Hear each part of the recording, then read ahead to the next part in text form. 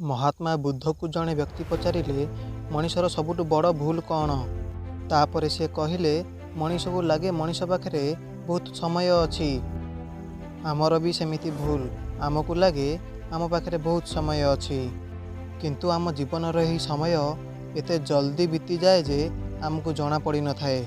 आपण को आपणकर समय बहुत फ्री रे मिली, किंतु यार मूल्य अमूल्य अटे। आपण समयर मालिक हो पारिबे नहीं, किंतु यार व्यवहार निश्चय करि परिबे।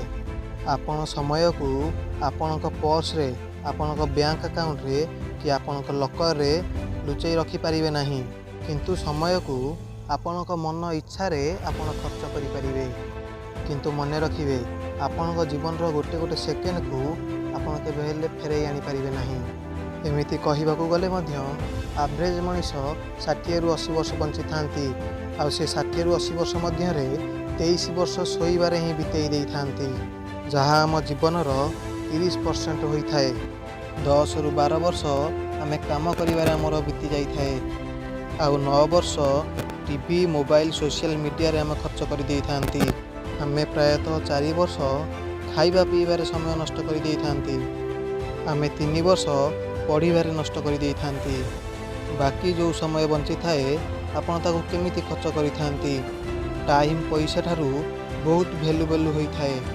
आपण समय रु बहुत पैसा इनकम करि परिबे, किंतु पैसा रु केबे समय किनि परिबे नहीं। स्टीव जॉब्स कहिथिले आपणक पाखे बहुत कम समय अछि, आपण याकू अन्य पाई बंची बर्बाद करंतु नहीं। एबे गोटे गुड न्यूज अच्छी एवं गोटे बैड न्यूज भी अच्छी। बैड न्यूज ये हूँ कि आपणकर समय उड़ी जाई थाए, आ गुड न्यूज ये हूँ कि आपणकर समय जे उड़ाई दिए सी होउछंती आपण।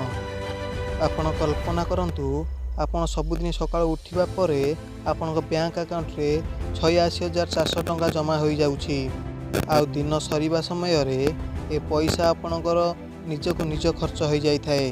चाहिए आपण यार व्यवहार करंतु कि न करंतु। सही परि आम जीवन रे प्रत्येक दिन 86,400 सेकेंड आमको मिली थाए। कौन आपण यह ठीक रे उपयोग करि पारुचंती?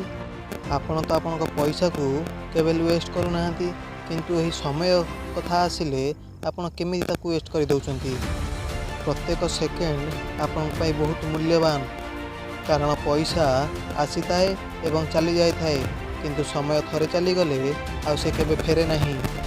आपण जदि गोटे वर्षर मूल्य जानिया पई चाहुचंती ताले सही पिला को पचारंतु जो पिला वर्ष जाक पाठ पढ़ी फेल हो जाइछि।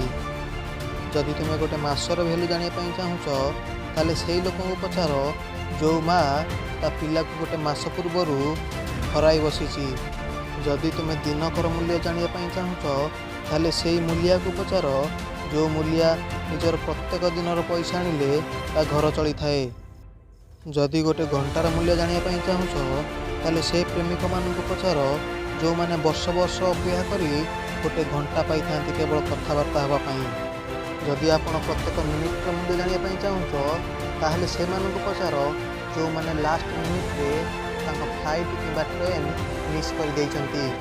जदि तुम गोटे सेकेंड मूल्य जानिया पई चाहुच ताले सही लोक को पचार जो लोक गोटे सेकेंड पाई एक्सीडेंट बंचीगला। जदि आपण गोटे मिली सेकेंड मूल्य जानिया पई चाहुचंती ताले सही ओलंपिक खिलाड़ी को पचारंतु जो खिलाड़ी गोटे मिली सेकेंड पाई सेकेंड पोजिशन को आसी जाइछि। आमको लगे आमर समय अन्य लोकंक मानक पई खराब हो जाए, किंतु यार प्रकृत उत्तर होउछि आमर समय को आमे खराब हवा पई सेमानको परमिशन देई थांती। आपण सेमानको केबे हेले टाइम दियंतु नहीं, टाइम वेस्ट करंतु नहीं। जो माने आपनको ओ आपनको समय को केबे हेले मूल्यवान भावी न थांती। प्रत्येक मनीषर दुईटी कथा मनरु आसी थाए। प्रथम कथाटी होउछि जहाँ आपण करिया पई चाहुचंती, जहाँ आपण हवा पई चाहुचंती, जहाँ आपण आगु बढ़िया पई चाहुचंती, आ जहाँ आपण जीवन रे जितिया पई चाहुचंती। आ द्वितीय कथाटी होउछि जहाँ आपण किछि करि परिबेनी बोली भाबुचंती, जहाँ आपण किछि होई परिबेनी बोली भाबुचंती, जहाँ आपनको दुर्बल करि दिए, जहाँ आपनको कहे तुम जीवन रे किछि भी करि परिबेनी। आ द्वितीय कथाटी होउछि ଯାହା ଆପଣଙ୍କୁ କିଛି କରିପାରିବେନି ବୋଲି ଭାବୁଛନ୍ତି, ଯାହା ଆପଣଙ୍କୁ ଅଳସୁଆ କରାଇ ଦେଉଛି, ଯାହା ଆପଣଙ୍କୁ ଦୁର୍ବଳ କରାଇ ଦେଉଛି, ଯାହା ଆପଣଙ୍କୁ କହୁଛି ଆପଣ ଜୀବନରେ କିଛି ବି କରିପାରିବେ ନାହିଁ। ଆଉ ଜୀବନରେ ଆପଣ କେମିତି ହେବେ ତାହା ଆପଣ ସମୟକୁ କେମିତି ୟୁଜ୍ କରୁଛନ୍ତି ତା ଉପରେ ଡିପେଣ୍ଡ କରିଥାଏ। ଜୀବନ ଆଉ ସମୟ ଆପଣଙ୍କ ଜୀବନର ସବୁଠୁ ଭଲ ଟିଚର ହୋଇଥାଏ। ଜୀବନ ଆପଣଙ୍କୁ ଶିଖାଇଥାଏ ଆପଣ ଆପଣଙ୍କ ସମୟକୁ କେମିତି ୟୁଜ୍ କରିବେ ଆଉ କେମିତି ଆପଣ ସକ୍ସେସ୍ ହେବେ। ଆଉ ସମୟ ଆପଣଙ୍କୁ ଶିଖାଇଥାଏ ଆପଣଙ୍କ ଜୀବନ କେତେ ମୂଲ୍ୟବାନ ଆଉ କେତେ ସୁନ୍ଦର। ଜୀବନକୁ ଯିଏ ଯେତେ ଭଲ ପାଏ ସେ ତା ଜୀବନରେ ବହୁତ ସେତେ ଖୁସିରେ ରହିଥାଏ। ତେଣୁ ଆପଣ ଆପଣଙ୍କ ଜୀବନକୁ ବହୁତ ଭଲ ପାଆନ୍ତୁ।